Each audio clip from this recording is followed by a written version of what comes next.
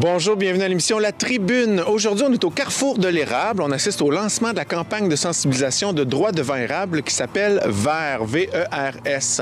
Alors, suivez-moi, je vais animer le 5 à 7 et poser quelques questions aux principaux intervenants de cette campagne de sensibilisation.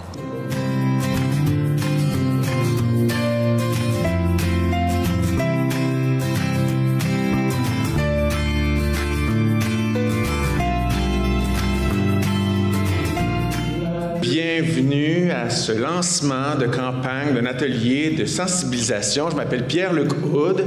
Je serai votre maître de cérémonie ce soir.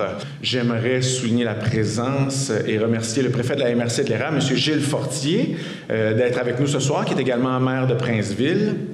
Les représentants des députés, M. Adam Sivigny, l'attaché politique d'Éric Lefebvre, député d'Arthabasca et whip en chef du gouvernement, et Mme Isabelle Laplante, attachée politique de Luc Berthold, députée de Mégantic-l'Érable.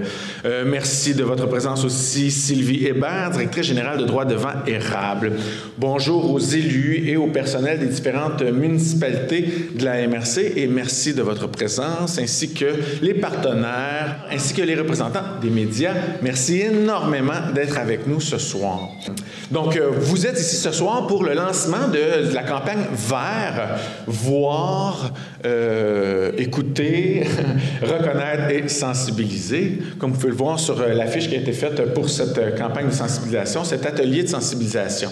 C'est un atelier qui s'adresse aux décideurs, des maires, des employés municipaux, des intervenants qui seront sensibilisés à la pauvreté et aux gens qui vivent une situation de pauvreté. Vous avez eu la chance de manger un petit lunch qui est à l'image des gens qui sont touchés par cette réalité-là, un bon mac and cheese. Le but, dans le fond, de cette tournée-là, c'est de faire la tournée des organismes de la MRC de l'érable, bien sûr, de se familiariser aux enjeux de la pauvreté, d'instruire les décideurs sur les mécanismes qui mènent à la pauvreté et qui font en sorte qui sont vécus aussi par les gens qui vivent une époque de pauvreté. C'est aussi, mais surtout, de défaire les préjugés envers les gens qui vivent une époque de pauvreté, etc. Il y a plusieurs sujets, mais toujours autour de ces gens dont on doit en apprendre un peu plus parce qu'on ne les côtoie pas nécessairement quand on est un maire, un décideur, etc. J'ai frappé un mur. Je roulais tranquille en pensant à ma fille, le regard égaré dans mes pensées. Puis j'ai vu un petit cul sur le bord de la rue, courir après le plaisir comme un garçon derrière un ballon. Puis j'ai vu le ballon l'autre bord du chemin. Puis j'ai vu le garçon poursuivre son chemin. Mais mes freins me menaient trop loin. Je me suis vu voler la vie d'un tout petit. C'est là que j'ai entendu ma femme crier « Chérie! » J'ai viré le volant autant comme autant. Je suis tombé dans la pauvreté. Au même moment, j'ai frappé un mur. Sur le sentier de ma vie, j'ai eu un accident de la route. J'ai viré bout pour bout. La bonne nouvelle, c'est que je suis vivant. J'ai pas le cerveau comme avant, mais je suis capable de compter mes scènes, heureusement. Le petit garçon au ballon, il est vivant. Je en veux quasiment. De la BM au BS, il n'y a qu'un court instant, 2 ans. Surtout si le monde... quand je vais, disons... ma femme est morte d'une caisse de bière derrière la tête. C'était de la 0,5, mais ça a quand même fait ses efforts. J'emballe l'épicerie des gens pour nourrir mes enfants. C'est pas un métier emballant, mais je m'en balance parce que ce qui est important, c'est l'appétit de mes petits. Il y a des clients qui me voient comme un pauvre type. Puis il y a des clients qui me donnent un type de pauvre. Qu'est-ce que je viens de dire là? Avec mes enfants, le soir, on roule mes types tout en placotant. On trouve des astuces pour en faire plus. C'est mon moment préféré de la journée. Pour mes enfants, je suis un persévérant. Pour mes enfants, je suis riche Dans mon 4,5, on est 4,5. Moi, mes 3 enfants, puis l'accident. Le petit garçon au ballon, il est là tout le temps, tout le temps. Je le vois sur le pot de beurre de pinot, je le vois sur mes 20 piastres que je cache dans mon tiroir à sous-vêtements. J'ai dit à mon plus jeune que j'y paierais ses études. Il est parti à rire en disant qu'il allait devenir bandit. Petit maudit. Une chance que je me souviens d'avant l'accident, de ma richesse du temps, de l'amour de ma femme, de mes succès. Parce que si je me fiais juste sur les gens, ben, je pense que je suis comme un ingénieur africain qui conduit des taxis ici. Sauf que moi, j'ai pas changé de pays. Non, moi, j'ai changé de QI. La morale de l'histoire? La morale, c'est que... C'est quoi la question? Moi, ma participation, elle est artistique à ce truc-là, mais il y a des gens qui ont beaucoup plus réfléchi et travaillé fort que moi. Une, entre autres, c'est la directrice générale de Droit devant Érable. Elle s'appelle Sylvie Hébert. Je l'invite immédiatement à venir s'adresser à nous quelques instants. Je peux juste vous dire que l'image de la pauvreté, on va en voir un peu ce soir. Notre idée de macaroni en est une. Vous aurez sûrement remarqué que ce n'est pas un macaroni de pauvre, mais ça peut en avoir l'air. Et parfois, on se fie à des allures qui ne sont pas nécessairement les réalités. J'accueille maintenant le préfet de la MRC de l'Érable, M. Gilles Fortier, à venir nous adresser quelques mots.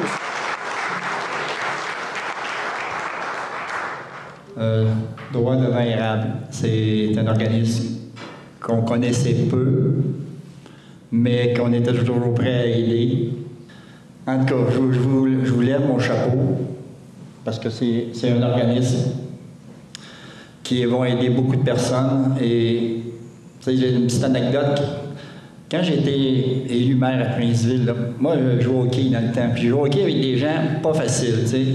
Pas nécessairement pauvres monétairement, mais peut-être pauvres physiquement. Et les gens, ils pensaient, à la suite de mon élection, que moi, là, j'étais pour les quitter, puis dire, regarde, moi, là, je viens de monter une marche. Non, moi, j'ai resté avec eux autres tout le temps, là, c'était... Puis j'étais encore pareil, là, moi, mes gens, c'est mes gens, là, l'argent, la condition, ça m'importe peu. Moi, je suis un gars de famille, je suis un gars de... En tout cas, je suis le genre de personne qui est toujours prêt à aider. C'est pour ça que si jamais vous avez des besoins, puis vous allez probablement passer chez nous pour nous expliquer la chose, regarde, on va être là pour vous aider. Puis je pense que toutes les municipalités dans la MRC de l'Érable vont être là aussi. Donc, merci beaucoup, puis ça fait vraiment plaisir d'être ici. On va vous en montrer une des capsules qu'on a préparées longuement, avec beaucoup de soin, jouées par Linda Leblond. À la formation, là, je pense que les intervenants, là, Yvon et René, avertissent le public, un genre de avertissement, comme c'est bien à la mode à notre époque. C'est la première capsule qui est diffusée pendant la formation. Ça fesse. C'est ouais, c'est ça. Ça fait, c'est comme un jeu de mots pas très bon, là. Mais, fait que vous en êtes avertis, mais ça a une fonction. J'espère que vous allez apprécier. Il paraît qu'à ma naissance, mon père était pompette à l'hôpital. Il paraît qu'il allait pisser au rez-de-chaussée puis qu'il revenait bourré. Il paraît que l'infirmière a failli appeler la DPJ, puis l'infirmier, les policiers. J'ai failli, qu'il a dit. Ma mère savait que mon père me voulait pas. Fait qu'elle a tout fait pour pas que je paraisse. Dès qu'il rentrait, elle m'effaçait. Si je pleurais sans raison raisonnable, c'était pas pardonnable. Si je criais, il criait. Si je demandais, je regrettais. Si je me laissais traîner, il me traitait de traîner. Il m'appelait Obélix, une petite crise. Il y avait toujours le bon mot pour dire la mauvaise affaire. Ah, une fois pubère, je suis tombée super. Mon père tripait, tripotait, mes bourrelets, comme il disait, les taponnait, les soupesait, sous puis épais.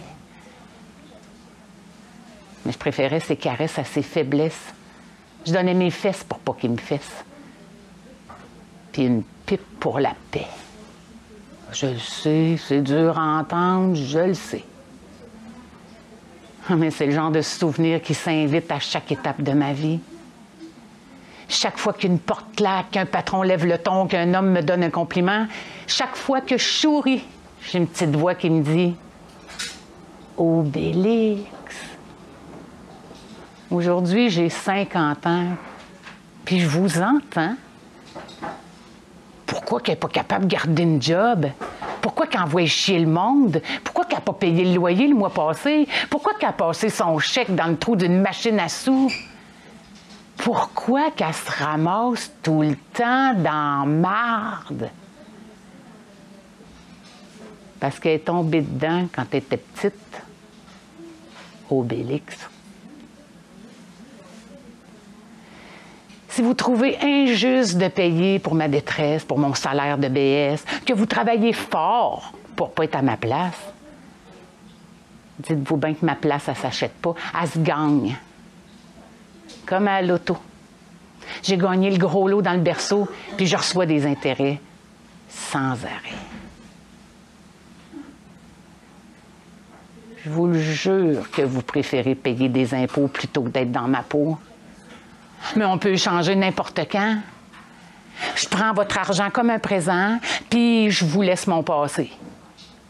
Je vous mets toutes mes belles histoires dans un beau grand sac à dos, puis je vous encourage à grimper, à garder votre concentration pour votre dissertation, à dire la bonne chose à votre patron, puis à rester cool avec la bosse dans le pantalon. Je peux pas travailler pour personne. Puis c'est pas parce que je suis conne. Je travaille déjà sur mon cœur qui pèse une tonne. Une tonne comme Obélix. De développement chez Droit devant érable, Monsieur Yvon Poudrier.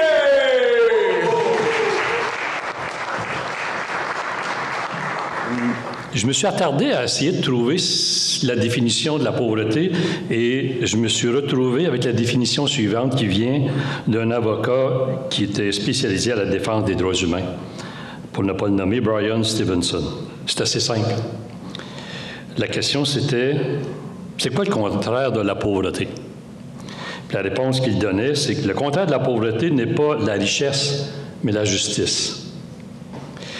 J'ai été touché par cette prise de conscience et à cet effet, notre campagne rend une certaine forme de justice sociale envers les personnes vivant une situation de pauvreté.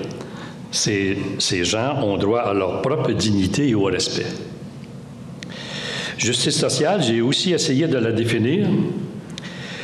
C'est une construction morale et politique qui vise à l'égalité des droits et conçoit la nécessité d'une solidarité collective entre les personnes d'une société donnée. Maintenant, pourquoi vert? Pierre-Luc en a parlé un petit peu tantôt, mais j'ai essayé de trouver, si on prend le V pour voir, puis que j'essaie de voir qu'est-ce qui se passe dans notre atelier de sensibilisation, mais V, c'est pour voir la réalité par nos 4 capsules vidéo.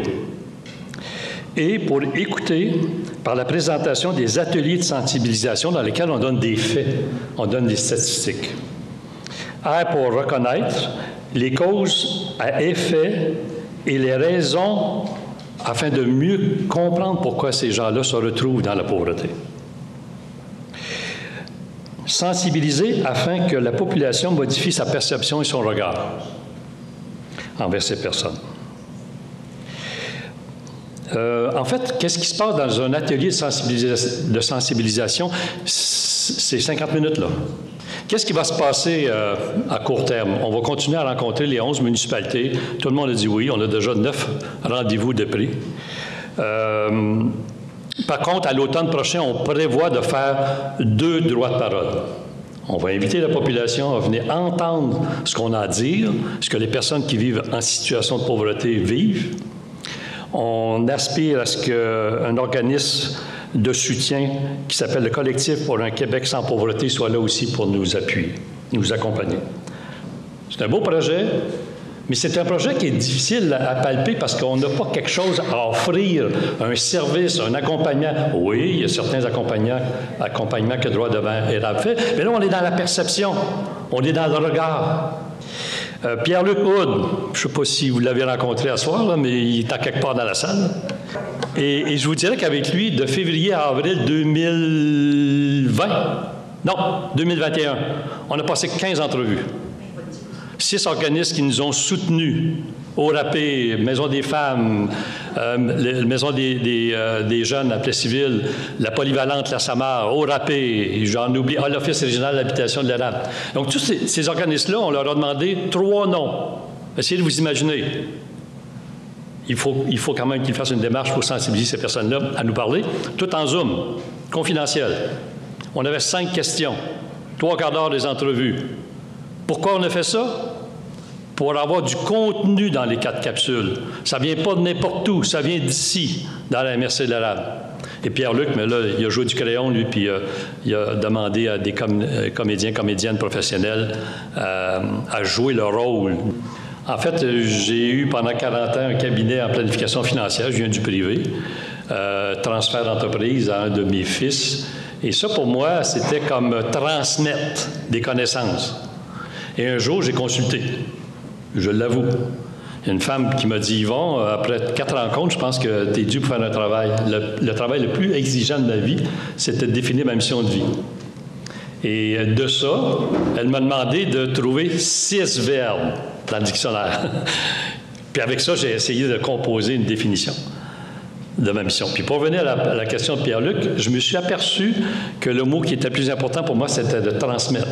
Ce que j'ai pu faire dans le privé, où est-ce que je pourrais le faire? Puis un addon, je regarde sur Internet, puis je vois l'annonce de Droit devant Érable, j'ai postulé, puis j'étais l'élu, j'en suis très heureux, mais je dirais que ce qui m'alimente à l'intérieur de cela, c'est d'avoir de l'empathie pour ces personnes-là. Puis quand les gens me voient dans mon ancienne carrière, puis qu'ils me voient aller dans ce domaine-là, puis qu'ils respectent, ils me posent toujours la question, qu'est-ce que tu fais là? Pourquoi tu fais ça? Puis j'ai toujours la même réponse. C'est de contribuer au bien commun. Puis ça, pour moi, c'est là. C'est là. Puis je n'ai pas besoin d'avoir une vie différente maintenant de ce que j'étais avant. Je suis le même Yvon Poudrier, sauf que là, ma vocation, elle est ailleurs. J'en suis très fier. Et ce que je trouve intéressant aussi, il y a beaucoup, beaucoup de femmes dans les OBNL. Et je me suis dit, pourquoi moi, je ne m'impliquerais pas? Puis c'est ça, c'est un peu comme dans le milieu politique, il y a beaucoup plus d'hommes que de femmes, mais j'en ferai pas un débat. Merci Yvon, merci beaucoup. Ben voilà, on voulait s'assurer qu'on se basait sur quelque chose de vrai, puis malheureusement, ben on a eu des témoignages très touchants, mais aussi on a eu des témoignages de résilience aussi, de grande conscience. Il y a des gens qui, avec ces événements-là, ont grandi beaucoup. Il y a même une dame en particulier qui remerciait la vie d'avoir vécu cette chose-là, parce que des fois, la pauvreté, c'est une conséquence d'un divorce qui est bon dans une vie, ou d'autres fois, c'est des conséquences plus funeste, là, mais pour certaines personnes, ça a été le prix à payer, la pauvreté, pour pouvoir avoir accès à plus de bonheur et de liberté. Dans 2 ans, je vais être pauvre. Pour l'instant, tout va pour le mieux. J'ai une job qui me rend heureuse, qui me laisse pas de temps pour les enfants, malheureusement, mais mon mari est présent. En fait, j'ai 2 jobs parce que je suis aussi propriétaire d'un restaurant. En fait, on pourrait dire que j'ai 3 jobs parce que j'ai une érablière, mais ça, c'est juste au printemps. Hiver et printemps, puis un peu l'été quand j'ai du temps. Le calendrier est pas mal pacté, puis moi aussi, le soir, je le suis pour relaxer. 2-3 verres de fort, puis je dors sur le comptoir. Bonsoir! Non, tout va bien. Dans 2 ans, par contre, je vais être pauvre. Ça va commencer avec mon mari qui voit une autre femme tous les lundis. Le petit maudit. Il va partir sans avertissement avec les enfants. Je t'ai averti 100 fois qu'il va me dire, mais comme il n'y a pas d'emploi, à chaque fois, je vais partir à rire. Avec la crise sanitaire, le resto va tomber à terre et me laisser endetter. L'érablière va avoir un printemps de misère, puis en tant que célibataire, puis la pension alimentaire, ben j'en parle même pas. Je vais mettre à boire en ciboire du matin au soir. Je vais même prendre une semaine de congé pour me saouler à côté. Quand je vais revenir travailler, je vais avoir mon voyage, puis j'en reviendrai pas. C'est là que je vais commencer à broyer. Ça va durer 1 année, jusqu'à ce que je pète aux frettes d'un toilette avec un rasoir puis des enfêtes. Quand je vais me réveiller, il me restera juste ma jaquette. On va me diagnostiquer une dépression majeure. Puis à partir de ce jour-là, à chaque fois qu'on va me dire d'arriver à l'heure, je vais avoir peur. Quand je vais devoir travailler, je vais me saboter. Je vous le dis, les fils vont se toucher. Écoutez, j'ai tout donné et à un moment donné, je vais devoir recevoir. Ça va durer 7 ans, la dépression. Pas la pauvreté. La pauvreté va rester bien plus longtemps. Parce qu'après le stress, la détresse, la vitesse, la business, la pauvreté va devenir un mode de vie.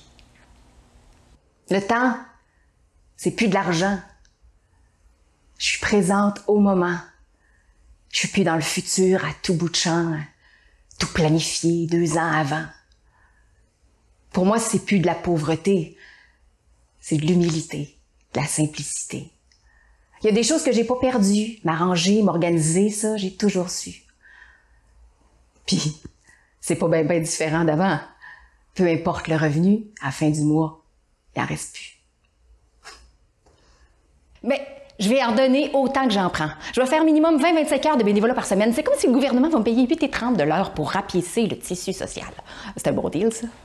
Aujourd'hui, je peux pas m'imaginer ce qui va m'arriver. La job va bien, le resto va correct. L'érablière, c'est le fun. Mon mari est très gentil. Mais dire que dans 2 ans, je vais être pauvre.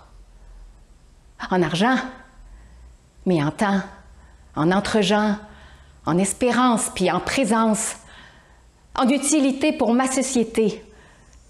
Ma contribution va doubler. Merci de m'aider.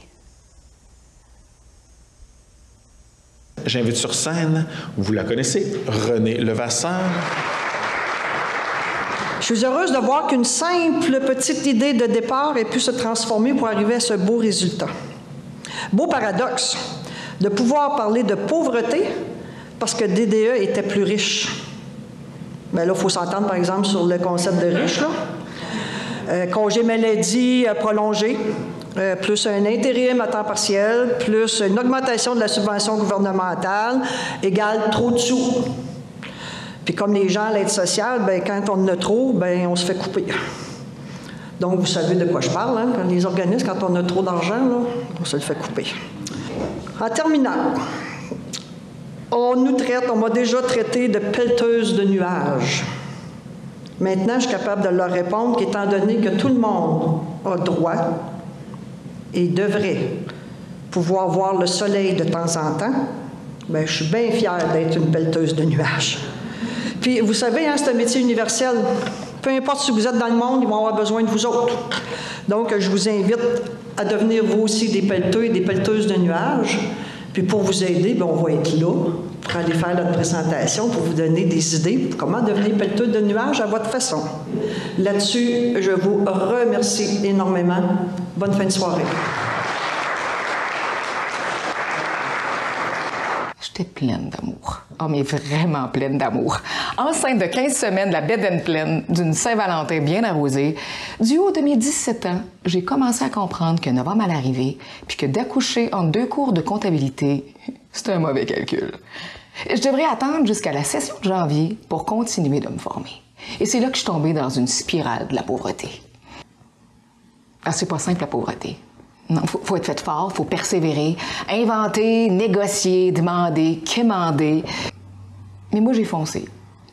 Je me suis endettée, j'ai gradué de l'université, travaillé. J'ai été pauvre, mais j'ai été aidée par plein de leviers dans ma communauté. Puis aujourd'hui, je suis de l'autre côté de la pauvreté. Je peux redonner, participer, employer, payer des études, essayer de changer ce qui n'a pas de bon sens, soutenir les gens. Ces gens-là sont à la fois pareils comme moi, puis tous différents en même temps. Il y a 1000 visages à la pauvreté. 1001 visages même. Parce qu'il y a moi aussi. Et vous.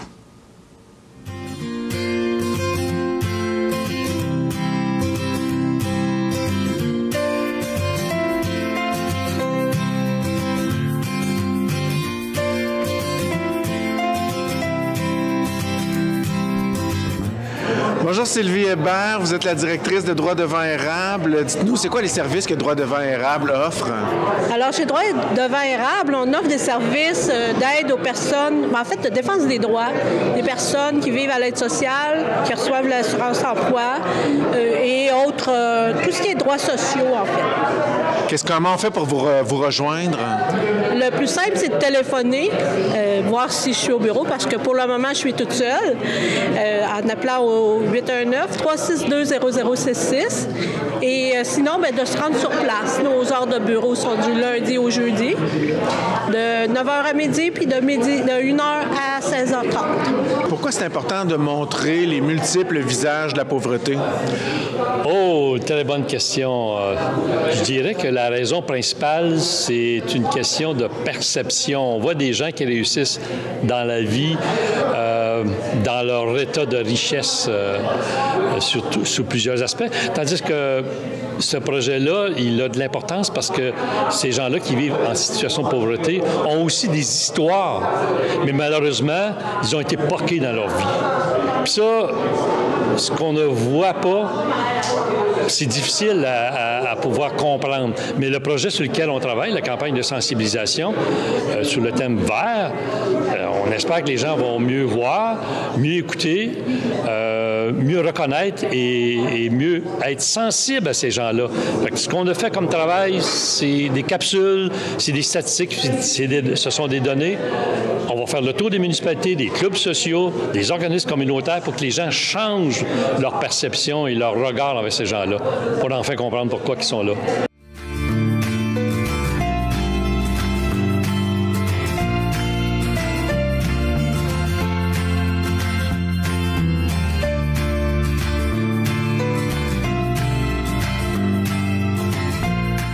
Eh bien voilà, c'est ce qui conclut l'émission La Tribune. J'espère que ça vous a intéressé. Vous êtes les bienvenus à vous connecter au Facebook de Droits devant Érable pour en savoir davantage sur les différents leviers des gens qui vivent des situations de pauvreté dans la région.